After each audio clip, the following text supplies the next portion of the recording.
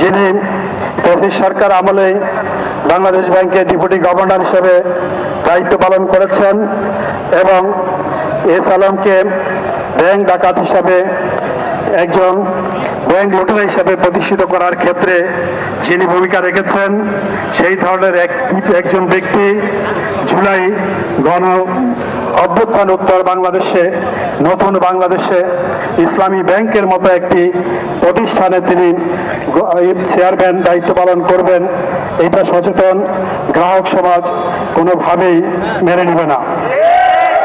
আমরা বিগত অনেক দিন থেকেই আন্দোলন করছিলাম যে ইসলামী ব্যাংকের যারা আমরা সচেতন গ্রাহক আছি, গ্রাহক প্রণয় ব্যানারে আমাদের আন্দোলনের মূল কর্মসূচি ছিল যে ব্যাংক লুটেরা, ব্যাংক ডাকাত যে এস আলম, যিনি ইসলামী ব্যাংক থেকে নামে বেনামে 1,05,000 কোটি টাকা তিনি আত্মসাৎ করেছেন, এই টাকার একটি অংশ তিনি বিদেশে পাচার করেছেন।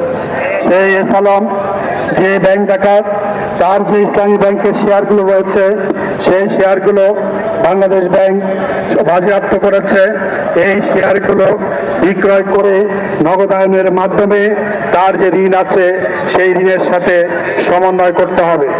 আমাদের দাবি ছিল এস আলমের বাংলাদেশে যে সমস্ত স্থাবর অস্থাবর সম্পত্তি রয়েছে সেই সমস্ত সম্পত্তি বিক্রয় করে তার ঋণের সাথে সমন্বয় করতে হবে।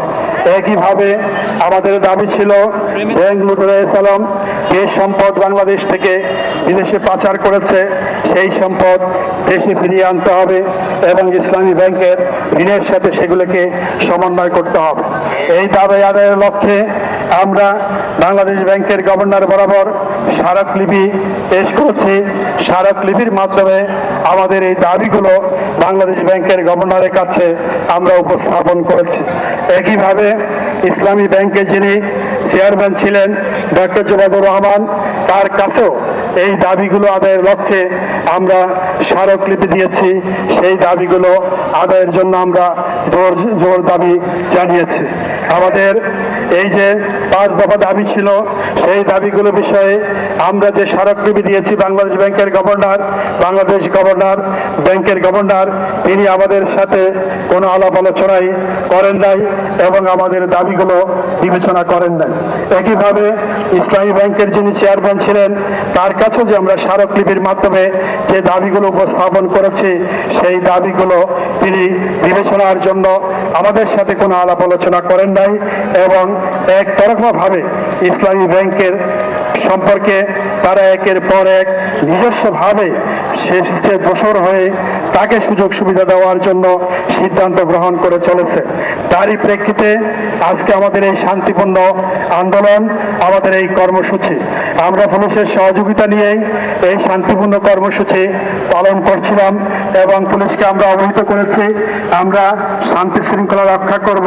ইসলামী ব্যাংকের যে সমস্ত কর্মকর্তা রয়েছে তারা ব্যাংকে প্রবেশ করবে, তাদের দায়িত্ব তারা পালন করবে, কিন্তু ইসলামী ব্যাংকের চেয়ারম্যান হিসেবে যাকে নিয়োগ দেওয়া হয়েছে তিনি যাতে করে কোনোভাবে ব্যাংকে প্রবেশ করতে না পারেন সেই বিষয়ে আমাদের কর্মসূচি ছিল।